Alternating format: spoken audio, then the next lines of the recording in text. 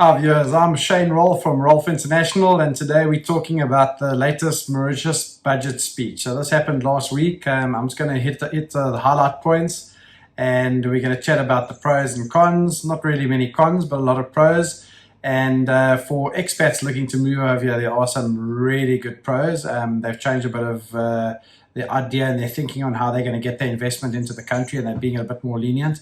I must state up front, this is still the budget speech, so this law hasn't been vetted through Parliament yet. So it hasn't been put into law, but the budget speech is pretty much close to what does come through in the end. So I'll just give you some of the bullet points of what's happened in the budget speech. So looking at my notes up here, give me a second. Okay, so one of the big things is supporting businesses, the criteria on getting loans, on supporting small SMEs, which are small, medium enterprises. The government's focused a lot on, the hotel sector, tourism sector, which is a big sector, which is about 30% of the economy, and keep on their continued support of these industries.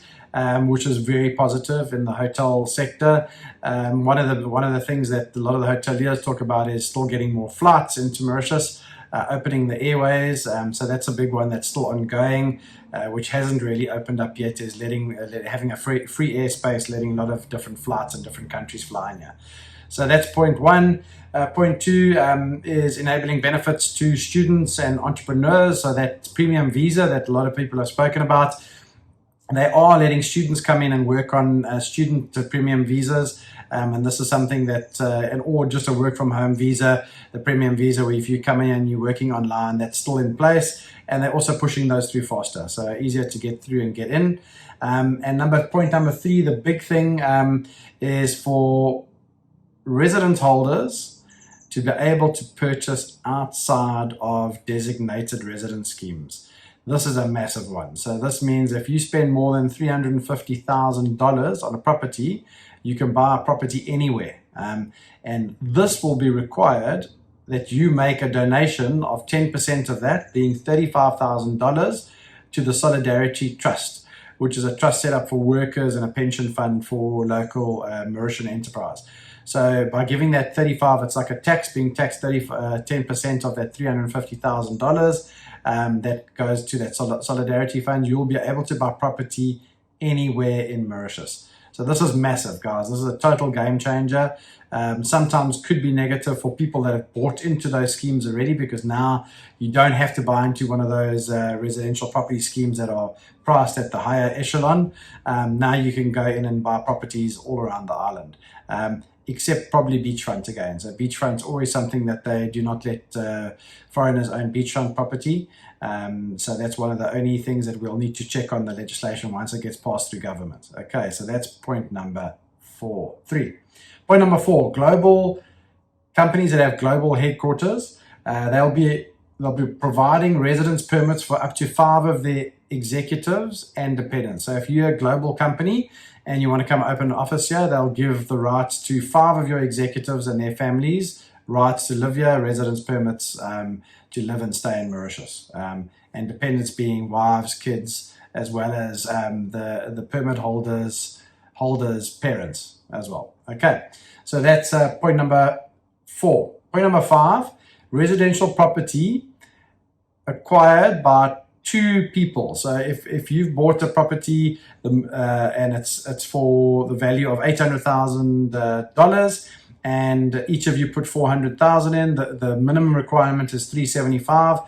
The 2 people going in together buying that property will both get residency. So their minimum investment is $375,000. So if you buy a property over that mark, both people will get the permits on that property. So that's people buying holiday homes. If you wanted to buy a property with a friend or a family member, you could go in 50-50, as long as both of your input is more than $375,000, that you can get. Both of you can get residence permits on a single property. Also very interesting. So a lot more flexibility. Okay. So point number 6 is that many years ago, people were buying properties illegally through companies. So they were buying shares in a company, having a trust, that you cannot do anymore. So that's always been against the spirit of the law. So they're putting that through into legislation now, that it's a criminal act if you buy property through a company, illegal property in Mauritius. Okay, next point. So all in all, as you can see, the government are really trying to promote foreign investment. So the biggest thing here is they want foreigners to come in, invest in the country. Job creation is a big thing I always talk about. Happy to have investment, job creation, and then of course tax. So those are the three biggies that the government that they get through immigration, and that's going to help the economy grow. So one of the things they were looking at getting investment of 50,000 investment permits, each totaling with a minimum investment of say $50,000, which would be the economy would benefit from $2.5 billion investment. So you can see where it's heading. A lot more flexibility. Permits are being granted faster. So the times that we used to experience to get families in here and the permits, it's happening a lot faster. We're getting the EDB granting those permits a lot quicker, and that's even a bigger drive now to get foreign investment in. Very clever. They haven't changed the previous 21-22 budget much. Focus mainly on uplifting the community, job creation, and getting foreign investment. So I think clever move by the government. They're sticking to their guns, yeah, I think the more people, more foreign investors that come, that's more disposable income, which helps restaurants, helps shops, helps just the basic economy, and then also job creation with people employing people to work in their homes, in their businesses. So totally positive. The current budget speech, I'm happy with. They want to focus a lot on the green economy as well. So they're looking at farming. So if there's farmers out there that want to come and do hydroponics or micro climate farming, this is a big push in the budget as well. So any farmers out there watching our channel, drop me a message on info@rolfeinternational.com and I can give you more information on that. But they're giving a lot of tax holidays, 10-year tax holidays, government rebates for green eco technologies and farming. So that's a sector that's growing. And then also RCT and anything with manufacturing, so export. So the government's looking to do more export. So if you bring your business from Europe or from South Africa or from Canada and you're manufacturing something, you put the components together here and you re-export, that's what the country is really looking for, is they want to get into the export market. So there are a lot of government incentives for businesses like that. So once again, guys, that's it for the budget speech.